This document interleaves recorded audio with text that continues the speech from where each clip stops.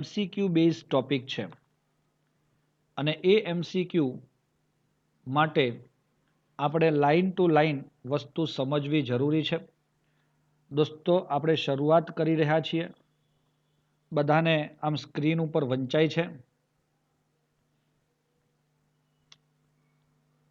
Okay, good. તો મિત્રો, આવર્ત કોષ્ટક આપણે દોરી દીધું છે.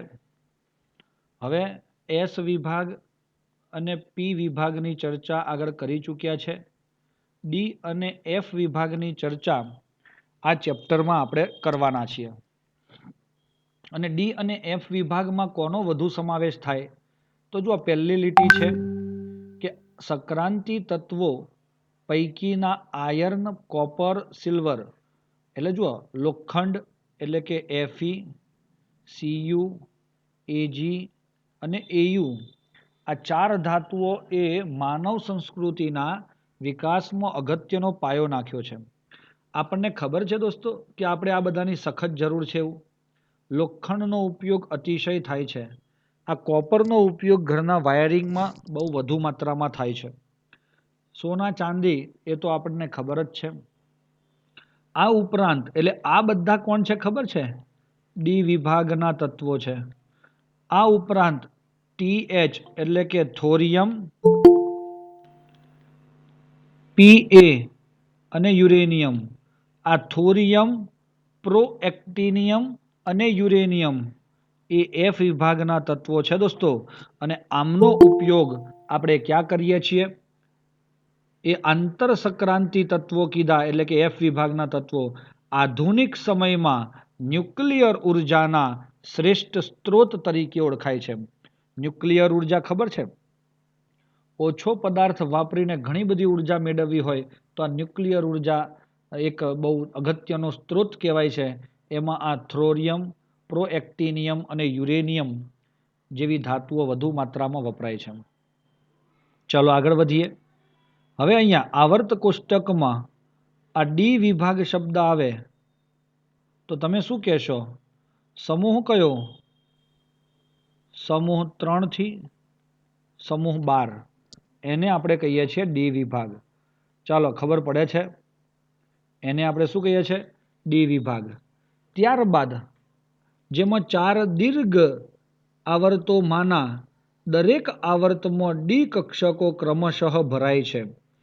દોસ્તો, આ એમ કહેવા માંગે છે 3D, 4D, 5D અને 6D આ ચારે ચાર ડી કક્ષકો ધરાવતા જે આવર્તો છે, તમારા મોટા મોટા 4 દીર્ઘ એટલે એમાં ડી કક્ષક ક્રમશઃ શું થતી જાય છે? જેમ જેમ તત્વોમાં તમે આગળ વધતા જાઓ, પહેલામાં 1, બીજામાં 1, 2, ત્રીજામાં 3 એમ 10 ઇલેક્ટ્રોન સુધી 10 તત્વોની હરોળ હારમાળા એ તમને જોવા મળે છે. અને પછી આગળ કોણ આવે છે પછી? તો તમે જોઈ શકશો તેમને આવર્ત કોષ્ટકના તળિયે એટલે જુઓ 2 દીર્ઘ પાછા બીજા એફ વિભાગ. આ એફ વિભાગની જ્યારે વાત આવે તો એફ વિભાગના તત્વોમાં 2 દીર્ઘ સમૂહ 4F અને 5F નો સમાવેશ થાય છે. અને જે આવર્ત કોષ્ટકના તળિયે અલગ સ્થાન આપવામાં આવે છે. આવર્ત કોષ્ટક તો આપણા દિમાગમાં હવે મને લાગે છે ઘૂસી જ ગયું હશે. આ આવર્ત કોષ્ટકમાં આ છે તમારો એફ વિભાગ, S, P, D અને F. એમાં આ હરોળ 4F વાળી અને આ હરોળ 5F વાળી છે. ચલો સંક્રાંતિ તેમને આવર્ત કોષ્ટકના ડી અને એફ વિભાગના તત્વોને અનુક્રમે સંક્રાંતિ તત્વો, આ ડી વિભાગના તત્વોને શું કહેવાય? સંક્રાંતિ તત્વો અને આમને આંતર સંક્રાંતિ તત્વો તરીકે ઓળખવામાં આવે છે. સંક્રાંતિ ધાતુઓની મુખ્યત્વે 4 શ્રેણીઓ છે. યસ દોસ્તો, 3D શ્રેણી. ચલો 3D શ્રેણીમાં શરૂઆત આપણું ક્યાંથી થાય છે? 3D શ્રેણીની અંદર શરૂઆત થાય સ્કેન્ડિયમથી ઝિંક સુધી. હા દોસ્તો, 21 થી 30 વાળા, અને પછી આવે છે 4D શ્રેણીમાં વાઇઝરની મોલીએ ટેકરું પર રહી પીળી ચાંદીની સીડી બનાવી, તો વાય થી સીડી. અને 5D ની અંદર લા હપ્તા ટંગરેની, હે ને, ઓઈરીડી, અને છેલ્લો પ્લેગો મર, મર એટલે મર્ક્યુરી. અને 6D ની અંદર તમારા તત્વોમાં પહેલું કોણ આવે છે? તો 6D ના તત્વોમાં અહીં એક્ટિનિયમથી મોડી અને રૂફનિયમ અહીંયા તથા RF થી કેટલે સુધી? યસ, CN સુધી. આ વિશિષ્ટ પ્રકારના તત્વો છે, એનું સોર્ટિંગ હજુ સુધી આપણને મળ્યું નથી તમને, એટલે એ આપણે સમજી શકીએ છીએ. ચાલો, ક્લિયર થઈ જાય છે. અને એના આધારે આપણને આટલી પ્રાપ્ત થઈ ગઈ કક્ષકો. હવે વાત કરીએ છીએ આપણે કે ભાઈ એ બધું ક્લિયર થઈ ગયું, આમાં આવું કેમ લખ્યું એ ખ્યાલ આવ્યો દોસ્તો? એસી તથા આમાં એવી રીતે LA તથા HF થી HG એમ લખી શકો તમે. એ જ રીતે 4F કક્ષકમાં કેટલાથી કેટલા ચાલુ થાય? સી થી લુ, અને 5F માં થોરિયમથી લોરેન્શિયમ, અને લેન્થેનોઇડ, અને આને એક્ટિનોઇડ શ્રેણી કહે છે. ચલો, વાસ્તવમાં સંક્રાંતિ ધાતુઓ નામ એ હકીકતથી તારવવામાં આવ્યું કે તે ધાતુઓ રાસાયણિક ગુણધર્મો S અને P ની એ ધાતુઓના રાસાયણિક ગુણધર્મો S અને P ના તત્વો વચ્ચે સંક્રાંતિ પામતા હતા. હાલ IUPAC નામ મુજબ જે ધાતુના તટસ્થ પરમાણુ અથવા આયનોમાં ડી પેટા કક્ષક અપૂર્ણ ભરાયેલી હોય તેમને સંક્રાંતિ ધાતુ ગણવામાં આવતી નથી. દોસ્તો, એના માટે આપણે આ બધાની ઇલેક્ટ્રોન રચના દોરવી પડે, અને એ ઇલેક્ટ્રોન રચના દોરીશું ત્યારે જ આપણને ખબર પડશે. અને એમાં સૌથી છેલ્લા તત્વો જે છે ને, આ ઝીંક, કેડમિયમ, મર્ક્યુરી અને CN, આ એવા તત્વો છે કે જેમાં શું જોવા નથી મળતું તમને? યસ, ડી કક્ષક તમારી સંપૂર્ણ ભરાયેલી છે. NH2 કોણ મળે છે એમાં? આ બધામાં NH2, N-1, D10. તમે એની ધરા અવસ્થામાં જુઓ કે કોઈ પણ એક ઓક્સિડેશન અવસ્થામાં પણ જુઓ તો તે તમારો કેટલો જોવા મળે છે? તો મિત્રો, કોઈ પણ ધરા અવસ્થામાં અથવા તો એની કોઈ પણ એક ઓક્સિડેશન અવસ્થામાં પણ ડી કક્ષક સંપૂર્ણ ભરાયેલી છે. આથી તેને સંક્રાંતિ તત્વ ગણવામાં આવતી નથી. મિત્રો, આ રીતે તમારે આને ધ્યાન રાખવું પડે. સમૂહ 12 ની બધી જ ધાતુ આવી, ઝીંક, મર્ક્યુરી અને કેડમિયમ, આ MCQ બની જાય. સામાન્ય ઓક્સિડેશન અવસ્થામાં પણ તે D10 રચના ધરાવે છે. આથી તેમને સંક્રાંતિ ધાતુ તરીકે ગણવામાં આવતું નથી. તમે આ વસ્તુના ઉપર ફોકસ કરશો, MCQ બની ગયો દોસ્તો. જો કે તેઓ ત્રણેય સંક્રાંતિ શ્રેણીઓ 3D, 4D અને 5D ના અંતિમ સભ્યો છે. યસ, તેમના રસાયણ વિજ્ઞાનનો અભ્યાસ સંક્રાંતિ ધાતુઓના રસાયણ વિજ્ઞાન સાથે કરવામાં આવે છે. પછી એને આપણે છોડતા નથી, પણ ચર્ચા કરતી વખતે એને પણ અભ્યાસમાં આપણે લઈ લઈએ છીએ. ક્લિયર છે દોસ્તો? સમજ પડી જાય છે? યસ, આગળ વધીએ. તેમના પરમાણુમાં આંશિક ભરાયેલી ડી અથવા F કક્ષકોની હાજરીને કારણે સંક્રાંતિ તત્વો અને તેના સંયોજનોનો જે અભ્યાસ છે એ મુખ્ય સમૂહથી થોડો જુદો પાડે છે. તમને ખબર છે, એની ડી કક્ષક અને F કક્ષક થોડી અર્ધપૂર્ણ ભરાયેલી હોય, અયુગ્મિત ઇલેક્ટ્રોન અંદર હોય છે. અને આવા બધા કારણોના લીધે એના ગુણધર્મો આ મુખ્ય સમૂહ એટલે કયા? S અને P વિભાગ.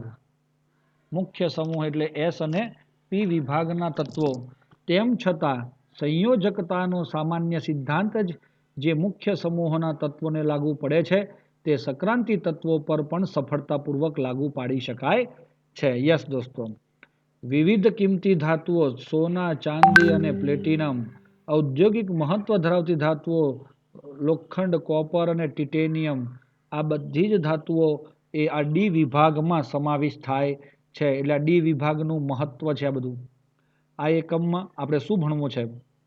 સક્રાંતિ તત્વોનો પરિચય. ઉપરાંત આપણે પ્રથમ અને તેમની ઇલેક્ટ્રોનીય રચના, પ્રાપ્તિ સ્થાન અને સામાન્ય લાક્ષણિકતાનો પણ વિચાર કરીશું. જેમાં પ્રથમ હરોળની 3D સક્રાંતિ એટલે સ્કેન્ડિયમથી ઝિંકની ધાતુઓના ગુણધર્મોના વલણ અને કેટલાક અગત્યના સંયોજનોની બનાવટ અને ગુણધર્મો પર ધ્યાન આપીશું. ત્યારબાદ સક્રાંતિ તત્વોના કેટલાક સામાન્ય ખ્યાલો જેવા કે ઇલેક્ટ્રોન રચના, ઓક્સિડેશન અવસ્થાઓ અને રાસાયણિક પ્રતિક્રિયાત્મકતા પણ કંઈક અંશે જોઈશું. દોસ્તો, આ ચેપ્ટર મોટા ભાગનું થિયરિટિકલ પાર્ટ છે, એટલે શક્ય હોય ત્યાર સુધી સમજી અને આગળ વધવાનું.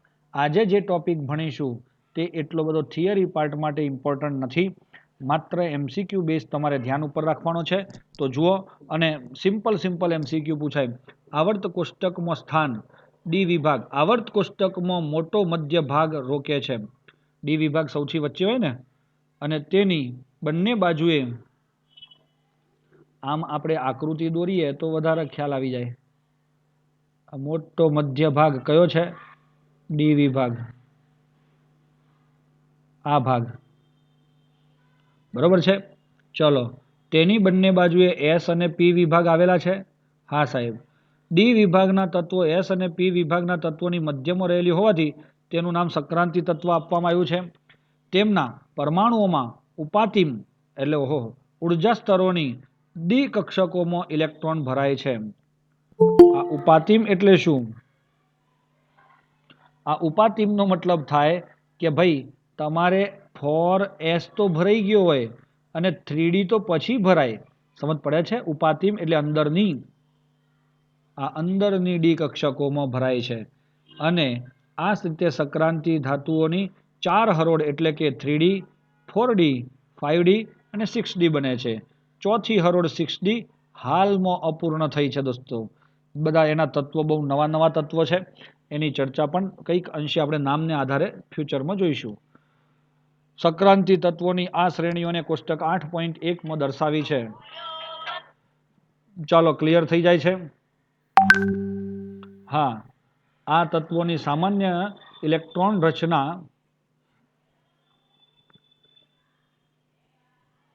માટે આપણે શું કહી શકીશું? આ તત્વોની સામાન્ય ઇલેક્ટ્રોન રચના માટે n-1 ડી 1 થી 10 ns 1 to 2. દોસ્તો, હું તમને માત્ર આ પ્રથમ સક્રાંતિ શ્રેણીના તત્વોની ઇલેક્ટ્રોન રચના આપવાનો છું. અને જે આપણે હવે ધ્યાનથી જોઈશું, સ્કેન્ડિયમ પરમાણુ ક્રમાંક કેટલો? 21 સાહેબ. 21 પરમાણુ ક્રમાંક હોય તો લખાય કેવી રીતે? Argon 4s 3d. બરોબર છે?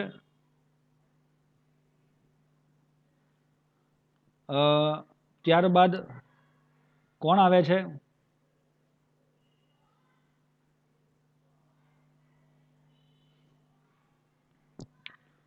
સ્કેન્ડિયમ,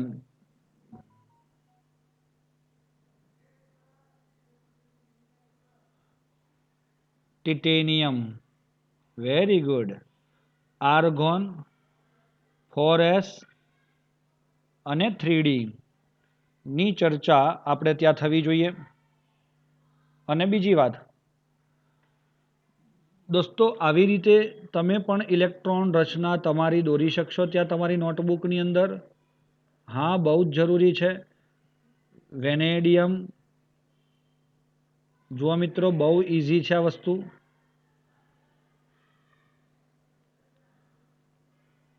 ક્રોમિયમ,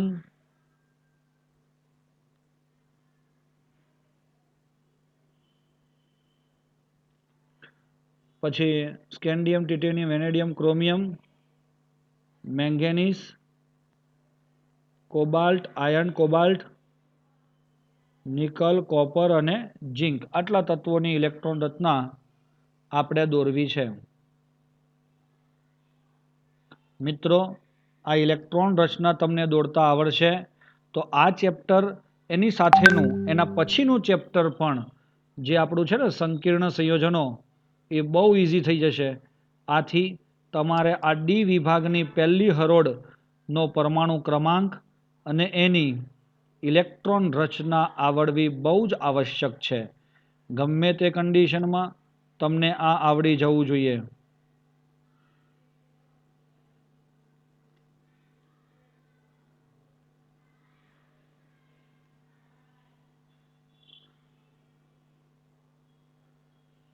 ઓકે દોસ્તો, ચાલો આનો પરમાણુ ક્રમાંક તમે 2 મિનિટ માટે જોશો. 2 મિનિટ હા દોસ્તો.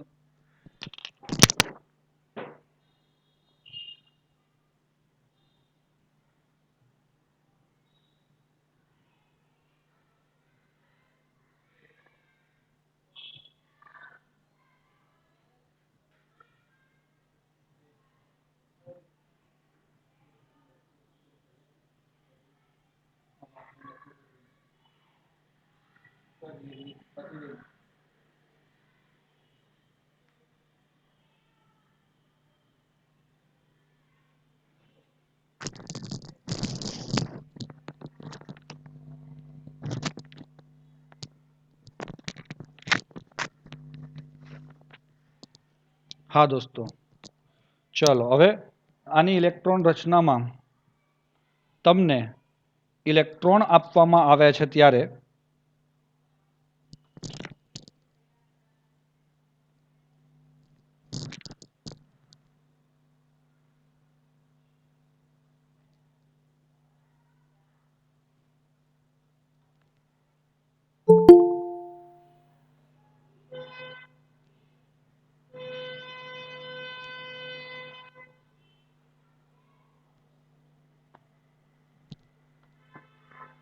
કેટલા ઇલેક્ટ્રોન એની અંદર થશે? આનો પરમાણુ ક્રમાંક 23 છે દોસ્તો. કેટલો છે? 23. 21, 22, 23, 24, 25, 26, 27, 28, 29 અને 30. તો મિત્રો, સ્કેન્ડિયમ 18 આર્ગોન, 4s અને 3d 19, 20, 21. આ ઇલેક્ટ્રોન રચના કોની? સ્કેન્ડિયમની. ચલો ટિટેનિયમની 19, 20, 21, 22. ચલો સમજ પડે છે? વેનેડિયમની કેટલી?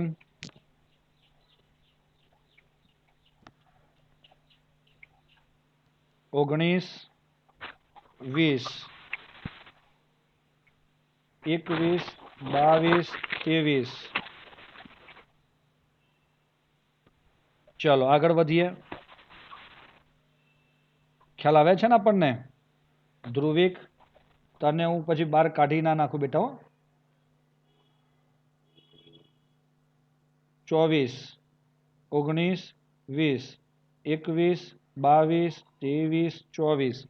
પણ દોસ્તો, આ ક્રોમિયમની જે ઇલેક્ટ્રોન રચના છે તેમાં અપવાદ સ્વરૂપે, અપવાદ તો ન કહેવાય, અપવાદ કહેવાય ઇલેક્ટ્રોન રચના, 4s નો એક ઇલેક્ટ્રોન 3d માં જતો રહેતો હોવાથી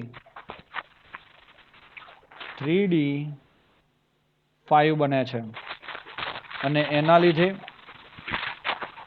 આપણે એમ કહી શકીએ છીએ કે 4s1 અને 3d5 એની ઇલેક્ટ્રોન રચના થશે. ચાલો મેંગેનીઝની વાત કરીએ છીએ આપણે ત્યારે 25 છે ને? તો 25માં 19, 20, 21, 22, 23, 24 અને 25. 4s2 3d5 26 છે FEમાં 19 20 21 22 23 24 25 અને 26 4s2 3d6 કોબાલ્ટ 27 છે 19 20 21 22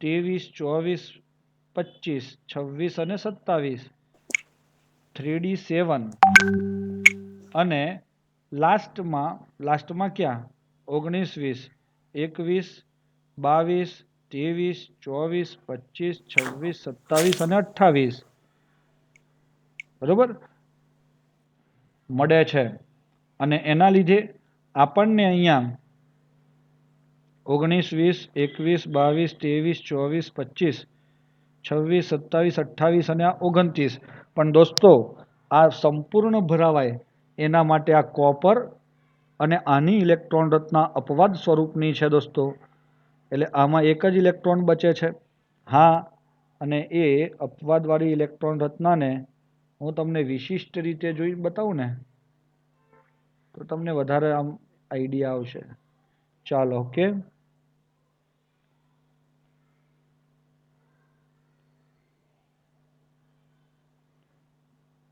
ઓકે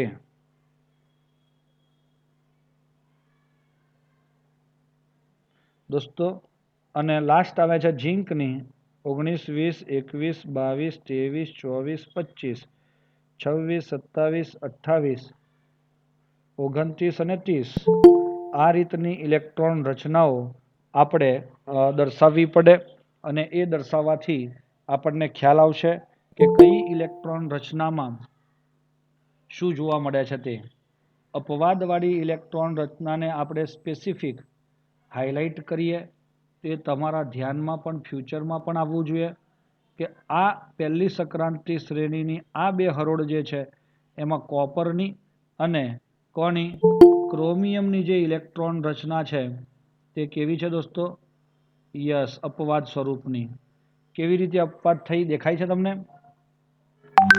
હા મિત્રો અપવાદ થઈ એનું રીઝન એ હતું કે તેમાં 4s2 હોવું જોઈએ પણ એક ઇલેક્ટ્રોન 5માં જાય છે ડીમાં એટલે D5 બને છે અને આમાં D10 બનવા માટેની આ બધી કથા ચાલે છે દોસ્તો ક્લિયર છે અને એના લીધે જ તે પોતે શું કરે છે સ્થાયી બનવાનો પ્રયત્ન કરે છે હવે હું તમને આટલું લખ્યા પછી આની સામાન્ય ઇલેક્ટ્રોન રચના લખાવવા ઈચ્છું છું શું કહો છો તમે આ તત્વો જે છે એ તત્વોની સામાન્ય ઇલેક્ટ્રોન રચના શું હોવી જોઈએ તો સર આમાં 4s છે અને આ 3d છે બે જ કક્ષકો બહારની કક્ષા તરીકે ઓળખાય એમ તો એમાં આમ જનરલી 4sમાં એક ઇલેક્ટ્રોન પણ છે અને બે ઇલેક્ટ્રોન પણ છે કે નહીં અને 3dમાં એક ઇલેક્ટ્રોનથી માંડી અને 10 ઇલેક્ટ્રોન સુધીના ઇલેક્ટ્રોન આની અંદર જોવા મળે છે આથી હું જનરલી જો લખવા ઈચ્છું તો હું શું લખીશ NS122 N-1 D 1 થી 10 આપણને મળે છે આ શું કહેવાશે દોસ્તો આ શું કહેવાશે સામાન્ય ઇલેક્ટ્રોન રચના જે તમારી આ છે કે નથી છે દોસ્તો N-1 શું છે આંતરડી કક્ષકો આ આંતરડી કક્ષકો કેમ શબ્દ વાપર્યો તમારી બાહ્યતમ કક્ષા કઈ છે જુઓ અહીંયા 2 3 અને આ 4 આ કક્ષાઓ છે આ 1s છે આપણે કલર ચેન્જ કરીએ તો દેખાય આપણને સરખી રીતે હા આ 1s આ 2s અને 2p આ 3s અને 3p અને આ 4s પણ 3d અહીંયા છે ખબર પડી તો બાહ્યતમ કક્ષાના 4s છે પણ અંદર છે 3d એટલે આંતરડી કીધી જે 1 થી 10 ઇલેક્ટ્રોન ધરાવી શકે છે અને બાહ્યતમ ns એટલે 4s કક્ષક 1 અથવા 2 ઇલેક્ટ્રોન ધરાવી શકે છે જો કે આ સામાન્યીકરણ ઘણા અપવાદો ધરાવે છે, કારણ કે n-1d અને ns કક્ષકો વચ્ચે બહુ જ ઓછો ઉર્જા તફાવત છે. ઉર્જાનો તફાવત કેવો છે આ પણ ધ્યાન રાખીશું, કેમ કે સંમિશ્રણ માટે બહુ જરૂર પડે છે. વિશેષમાં અર્ધ ભરાયેલી અને પૂર્ણ ભરાયેલી કક્ષકોનું જૂથ સાપેક્ષમાં વધુ સ્થાયી હોય. જોજો આ અર્ધ ભરાયેલી એટલે કેવી? D5. પૂર્ણ ભરાયેલી એટલે કેવી? D10. ખબર પડી? એવી કક્ષકોનું જે જૂથ છે એ વધુ સ્થાયી હોય છે. એટલે આ પીળી બતાવી દે. આ પરિબળનું પરિણામ 3D શ્રેણીમાં Cr અને કોપરની ઇલેક્ટ્રોન રચનામાં પ્રતિબંધિત થાય છે. થાય છે અંદર? હા સાહેબ. Cr કિસ્સાને ઉદાહરણ તરીકે લઈએ તો ઇલેક્ટ્રોન રચના 3d4 4s2 ને બદલે 3d5 4s1 છે. આમાં 3d તમારે આગળ લખવાની દોસ્તો, એટલે કન્ફ્યુઝન ન રહે. અને કક્ષકોના D અને S બે જૂથ વચ્ચે ઉર્જાનો તફાવત એટલો ઓછો છે કે D કક્ષકમાં ઇલેક્ટ્રોન પ્રવેશી શકતો નથી. આ જ પ્રમાણે Cu કિસ્સામાં પણ આ ઇલેક્ટ્રોન રચના મળે છે નહીં કે સંક્રાંતિ તત્વોની બાહ્યતમ કક્ષાની ઇલેક્ટ્રોન રચના તમને આપી છે. ચલો, આ કોણ છે? શક, ટી, વી, શિયાળ, મેન, ફે, કો, ની, કુંજ. તો આનાથી શું ખબર પડી આપણને? કે આ જે તત્વો તમારી સમક્ષ આપણે આપ્યા છે તે તત્વો તમારા વિશિષ્ટ તત્વો તરીકે તમને ઓળખી શકશો તમે એમને?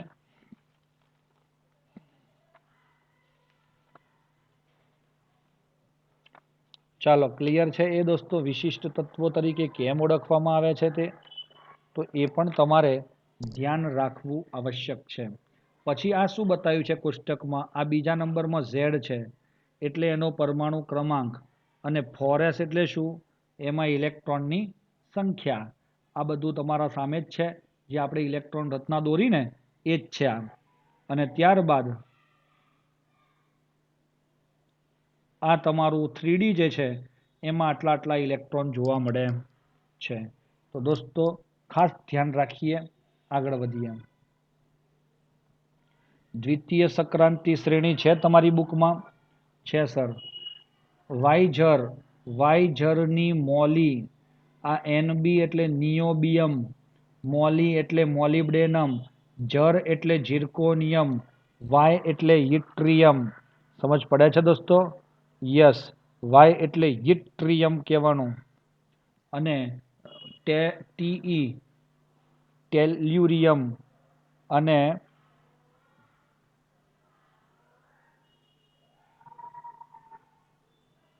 યસ RU ને શું કહેશો? રૂથેનિયમ, રહોડિયમ. હને? પછી આ પેલેડિયમ, સિલ્વર અને કેડમિયમ તરીકે ઓળખવામાં આવે છે. આ તત્વોમાં પરમાણુ ક્રમાંક આપણો 39 થી માંડી અને 48 સુધીનો થાય છે મિત્રો. એ આપણા વાઇઝરથી એટલા છે. અને એના ઇલેક્ટ્રોન પણ જુઓ, આ દરેકમાં 5s છે. આમાં 5s અને 4d આવશે. આમાં 6s અને 5d આવશે. એટલે ns અને n-1d આવે. સમજ્યા કે નહીં? બધામાં 7s અને 6d આવે છે. તે બધામાં આવી રચના, આવું પ્રકાર જોવા મળે છે. હા, તમારી દ્વિતીય સંક્રાંતિ શ્રેણી અને તૃતીય સંક્રાંતિ શ્રેણીમાં વધુ થોડી ઘણી અનિયમિતતા જોવા મળે એવું બની શકે છે દોસ્તો. પણ એટલું યાદ રાખજો કે તમારા જે ક્રોમિયમ હતો એની નીચે કોણ છે? ક્રોમિયમની નીચે મોલિબ્ડેનમ છે. મોલિબ્ડેનમની નીચે W એટલે ટંગસ્ટન છે. હે ને? યસ. તો આ યાદ રાખીશું. ચલો, ત્યારબાદ અહીં સિલ્વરની નીચે તમારું સોનું પણ છે. જુઓ, ચાંદીની નીચે સોનું એટલે પહેલા ઉપર કોપર આવે, પછી ચાંદી આવે અને પછી સોનું આવે. તો આ બધી ધાતુઓ એક જ સમૂહમાં રહેલી છે, સમૂહ 11. બરોબર છે? એટલે એ પણ આપણે ધ્યાન રાખવું જરૂરી છે મિત્રો. અને આ બધામાં એટલે ગુણધર્મો પણ લગભગ કોપર, એજી અને એયુના ઓલમોસ્ટ સરખા છે. તમને આની અંદરથી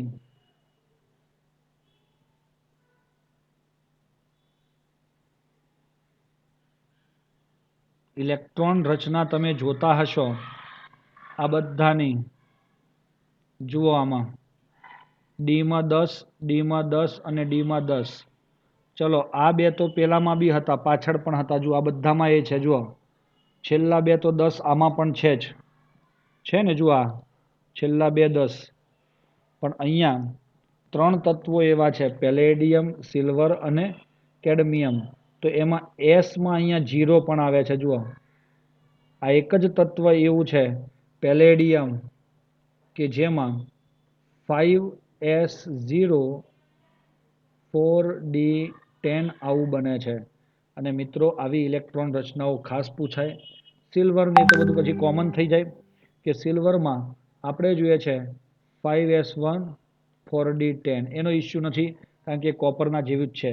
બાકી બધામાં કોઈ પ્રોબ્લેમ નથી, માત્ર પ્રોબ્લેમ આટલો જ આમાં છે. અને આમાં પણ તમે જુઓ ખાસ અપવાદવાળી ઇલેક્ટ્રોન રચનાઓ છે, પણ આવી ક્યાંક ક્યાંક એક બે ઇલેક્ટ્રોન રચનાઓને ધ્યાનમાં લઈ અને આપણે એ કરવું પડે. ચાલો હવે આપણે આના નામ કહીએ. એસી એટલે કોણ હે દોસ્તો?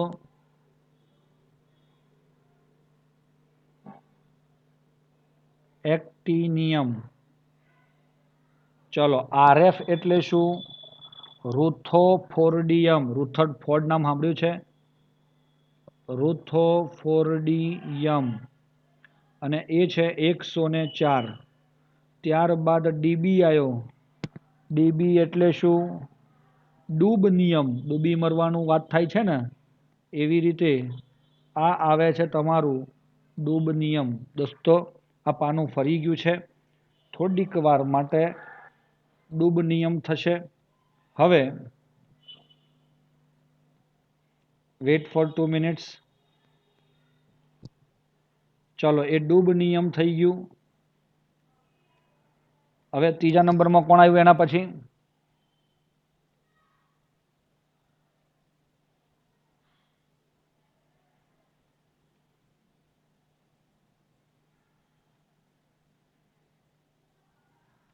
Yes, SG. એસજી ને કહેવાય સીબોર્ગિયમ. સીબોર્ગ, ગ્લેન ટી સીબોર્ગ નામ તો સાંભળ્યું છે ને આપણે? તો એને સીબોર્ગિયમ કહેવાય છે દોસ્તો.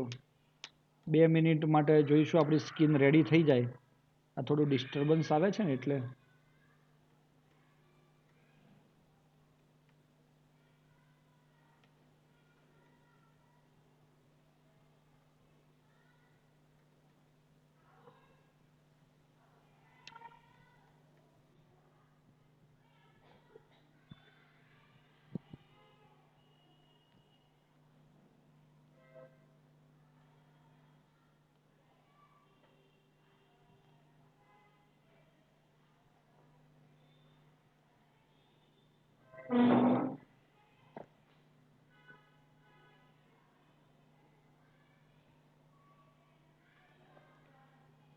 સીબોર્ગિયમ કહેવાય. ચલો એના પછી કોણ હતું?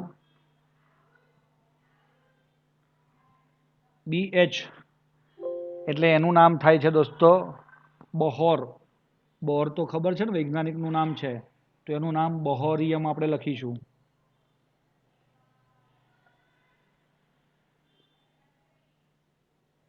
યસ, તો એ બોહોરિયમ થશે મિત્રો.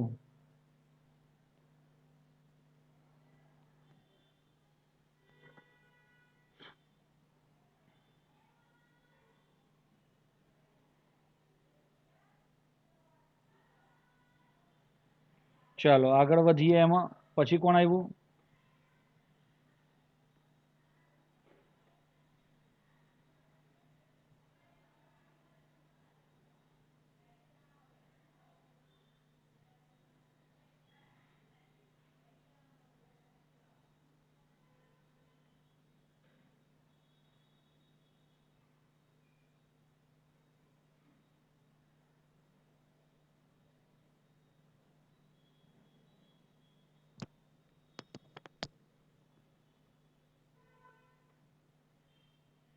HS એટલે હાસ્યમ. HS એટલે શું કહેવાય? હાસ્યમ. આનું નામ થાય દોસ્તો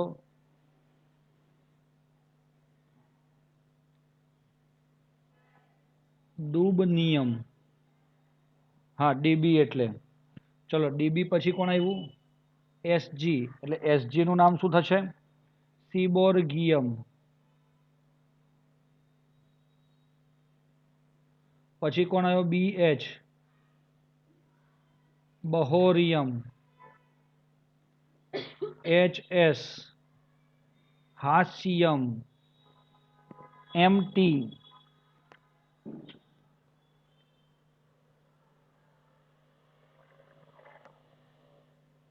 MT ને કહેવાય છે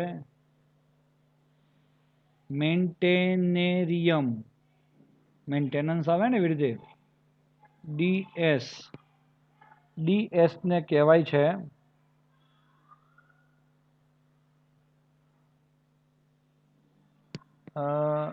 ડર્મસ્ટાડટિયમ.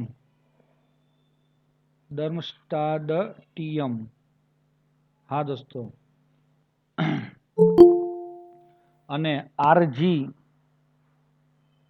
આ બધા નવા તત્વો છે એ આપણને હેરાન કરે એવા. એનું નામ હજુ જાણવું પડશે આપણે. અને CN ને તો કદાચ કાર્બન ના પરથી કંઈક કહેવાય છે ને કોપરનીસિયમ. CN છે ને કોપરનીસિયમ. તો આવી રીતે આ બધાના નામ થાય છે દોસ્તો.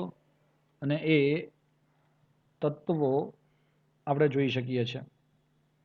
ચલો હવે પેરેગ્રાફ વાંચીએ છીએ. ZN CD HG અને CN આ પહેલા તત્વો દરેકના એ બધા સંક્રાંતિ તત્વો ગણવામાં આવતા નથી. ZN HG CD અને CN આ તત્વોની ધરા અવસ્થા હોય કે એમની સામાન્ય કોઈ પણ ઓક્સિડેશન અવસ્થામાં કક્ષક એટલે કે ડી કક્ષક સ્પેસિફિકલી કઈ કક્ષક? ડી કક્ષક સંપૂર્ણ ભરાયેલી છે, આથી તેને ગણવામાં આવતા નથી. સક્રાંતિ તત્વોની ડી કક્ષકો અન્ય કક્ષકો કરતા પરમાણુના પરિઘ પર વધારે પ્રક્ષેપિત થાય છે, તેથી તેઓ તેની ચોફેરથી અસર પામે છે, બધી જ બાજુથી અસર પામે છે અને રહેલા પરમાણુઓ અને અણુઓને અસર કરે છે. કેટલીક બાબતોમાં DN એટલે 1 થી 9 ઇલેક્ટ્રોન રચનાવાળા આયનોમાં સમાન ચુંબકીય અને ઇલેક્ટ્રોનીય ગુણધર્મો પણ જોવા મળે છે. આ ડી કક્ષકમાં અયુગ્મિત ઇલેક્ટ્રોન છે ને ભાઈ, એટલે એમાં આ પ્રકારના ગુણધર્મો ચુંબકીય ગુણધર્મો અને ઇલેક્ટ્રોનીય ગુણધર્મો પણ એવો શબ્દ આવશે આગળ. આંશિક રીતે ભરાયેલી ડી કક્ષકોના કારણે, આંશિક ભરાવી એટલે શું? એક અયુગ્મિત ઇલેક્ટ્રોન હોવા ક્યાંક ને ક્યાંક ને કારણે આ તત્વો કેટલાક લાક્ષણિક ગુણધર્મો ધરાવે છે, જેવા કે વિવિધ ઓક્સિડેશન અવસ્થાઓ દર્શાવવી. હા, એને ઓક્સિડેશન અવસ્થાઓ ઘણી બધી આવશે, ટેબલમાં જોઈશું આપણે ફ્યુચરમાં. રંગીન આયનો બનાવે છે, લિગેન્ડ સાથે સંકીર્ણ બનાવે છે, એ આપણે ચેપ્ટર નેક્સ્ટમાં જોઈશું. એટલે આ બધું જ સક્રાંતિ ધાતુઓ કરે છે. 8મું ચેપ્ટર અને 9મું ચેપ્ટર એકબીજા સાથે સંલગ્ન છે. સક્રાંતિ તત્વો અને તેના સંયોજનોનો ઉદ્દીપકીય ગુણધર્મ, અનુચુંબકીય વર્તણૂક, આ બે બાબતો પણ આપણે સમજીશું. આ બધી લાક્ષણિકતાઓ આ એકમમાં અભ્યાસ ઊંડાણમાં કરીશું આપણે. મુખ્ય સમૂહના તત્વોથી વિપરીત સક્રાંતિ તત્વોના ગુણધર્મો. મુખ્ય સમૂહ એટલે કોણ? S અને P વિભાગના તત્વોથી વિપરીત એટલે અલગ રીતે સક્રાંતિ તત્વોના ગુણધર્મો સમક્ષિતિજ સામ્યતા ધરાવે છે. આ ઓલમોસ્ટ આ બધા તત્વોની જે ગુણધર્મો હોય છે ને ઓલમોસ્ટ સરખા હોય છે. જો કે કેટલીક સમૂહ સામ્યતા પણ જોવા મળે છે. સમૂહ સામ્યતા એટલે કે આ મેં કીધું ને બડા કે સોનું, ચાંદી અને કોપર, ચાંદી અને ગોલ્ડ એક સમાન ગુણધર્મો ધરાવે છે. એટલે કેટલીક વાર સમૂહમાં અને કેટલીક વાર આવર્તમાં સમાનતા જોવા મળે છે. આપણે પ્રથમ લાક્ષણિકતાઓ અને સમક્ષિતિજ હરોળો 3D માં તેના વર્ણનોનો અભ્યાસ કરીશું. માત્ર 3D ની જ ચર્ચા કરીશું આપણે, બીજી કોઈ નહીં કરવાના. આગળ વધીએ. 8મો કોયડો છે 8.1મો. તમે કયા આધારે કહી શકો કે સ્કેન્ડિયમ સંક્રાંતિ તત્વ છે અને ઝીંક નથી? તો હું તમને કહીશ તમારે કેવી રીતે સાબિત કરવાનું. સ્કેન્ડિયમ 21 છે. સ્કેન્ડિયમની ઇલેક્ટ્રોન રચના આર્ગોન લખ્યા પછી 4s અને 3d થાય છે દોસ્તો, હે ને? યસ દોસ્તો, 4s અને 3d થાય છે. અને એના આધારે સ્કેન્ડિયમની અંદર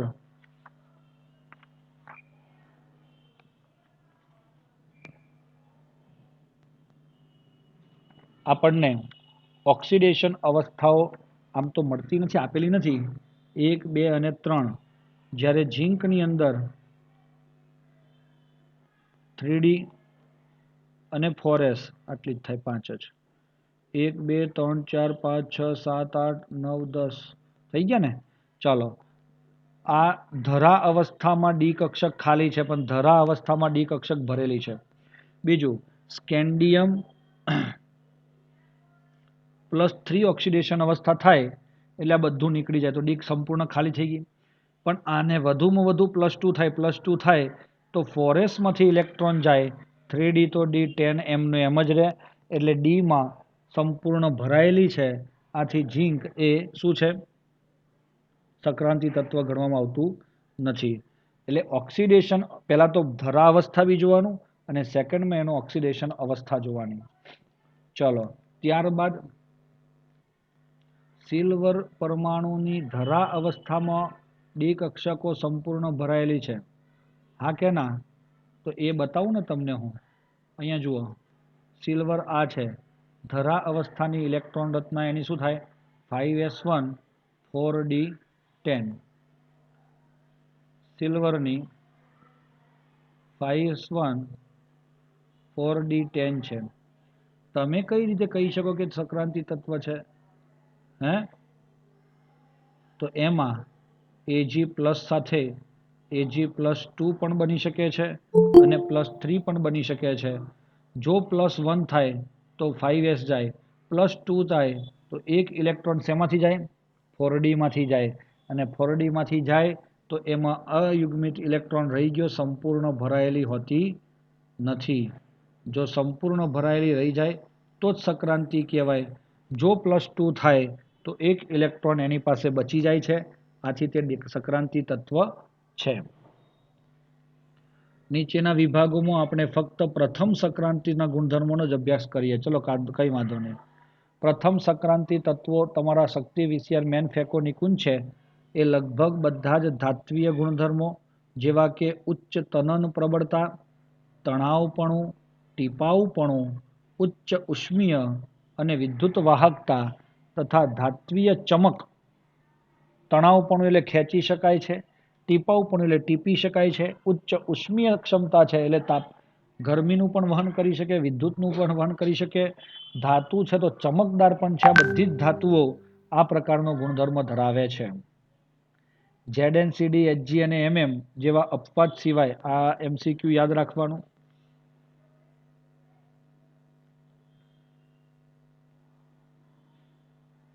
આ જે છે ને Zn, Mg એટલે જો આ Zn, આ Mn, Cd અને Hg આટલા એવા છે કે એમાં X લખેલું છે, તમે જોઈ શકતા હશો. જેવા અપવાદો સિવાય સામાન્ય તાપમાને તેઓ એક અથવા વધારે વિશિષ્ટ બંધારણીય ધાત્વીય બંધારણ, BCC નામ સાંભળ્યું છે? CCP, BCC, HCP એવા બંધારણો આ તમામ પ્રકારની ધાતુઓ ધરાવે છે. પણ આના માટે તમને એવું કીધું છે, કોણ? Mn, Zn, Cd અને Hg. એના સિવાયની બધી ધાતુઓ એક કરતાં વધારે ધરાવે છે. ચલો આગળ વધીએ. સંક્રાંતિ ધાતુઓ Zn, Cd અને Hg અપવાદ, હને તો અપવાદ કેમ લખી ખબર પડી ને? એ સંક્રાંતિ તત્વ ગણવામાં આવતી નથી. અત્યંત કઠણ છે તો હોય જ ને. નીચી બાષ્પશીલતા, કારણ કે એના ઉત્કલન બિંદુ, ગલન બિંદુ પણ ઘણા ઊંચા હોય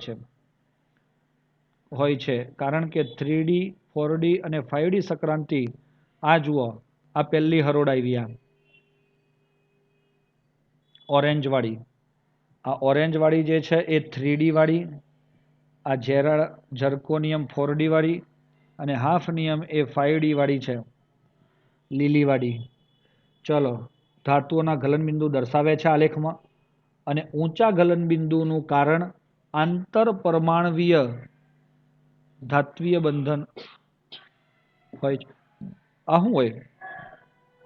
તમારો ક્રોમિયમ ધાતુ છે, તો ક્રોમિયમના સ્ફટિકની અંદર જુઓ તો મિત્રો આ ક્રોમિયમ, આ ક્રોમિયમ, આ ક્રોમિયમ, આ ક્રોમિયમ, આ ક્રોમિયમ, આ ક્રોમિયમ, આવા અસંખ્ય ક્રોમિયમ રહેલા છે.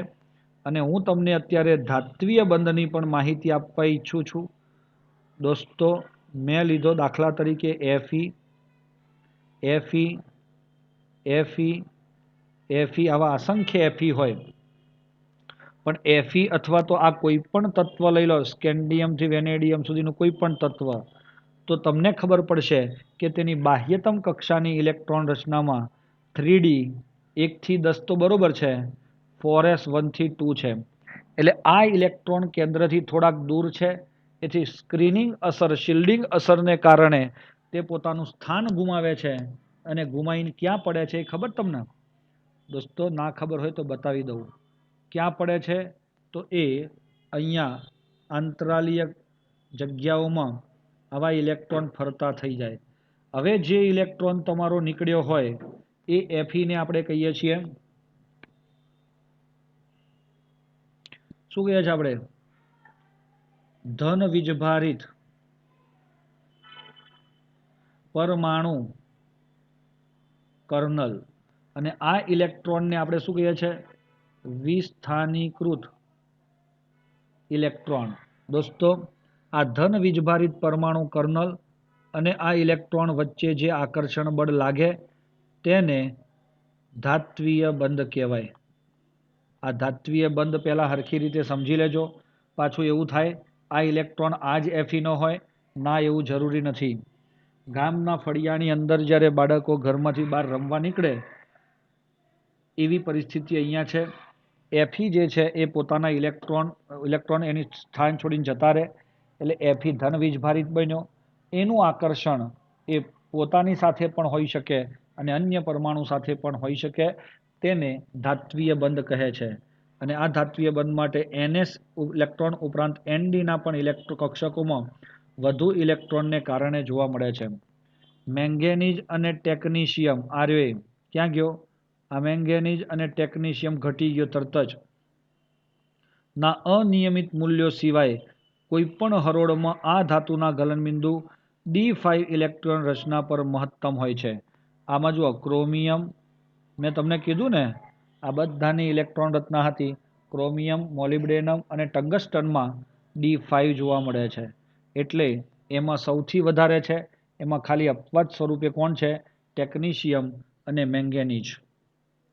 અને પરમાણુકીય ક્રમાંક વધવાની સાથે ગલનબિંદુ પણ નિયમિત રીતે ઘટે છે. ચલો, ઘટ્યું ને પછી પહેલાં ઊંચું બન્યું, આમ વધી ગયું, પછી પાછું ઘટાડો જોવા મળે છે. તેઓ પરમાણુય એન્થાલ્પીના ઊંચા મૂલ્યો ધરાવે છે, જેને કારણે અને 8.2માં દર્શાવેલ શ્રેણીમાં લગભગ મધ્યમાં મહત્તમ મૂલ્ય સૂચવે છે કે પ્રબળ આંતરાણવીય જો આ કેમ વધ્યું હોય? આંતરાણવીય આકર્ષણ બળ પ્રબળ બને એટલું ગલનબિંદુ શું થાય? વધે છે. ડી કક્ષક એક અયુગ્મિત ઇલેક્ટ્રોન હોવો વિશેષ રીતે અનુકૂળ હોય છે.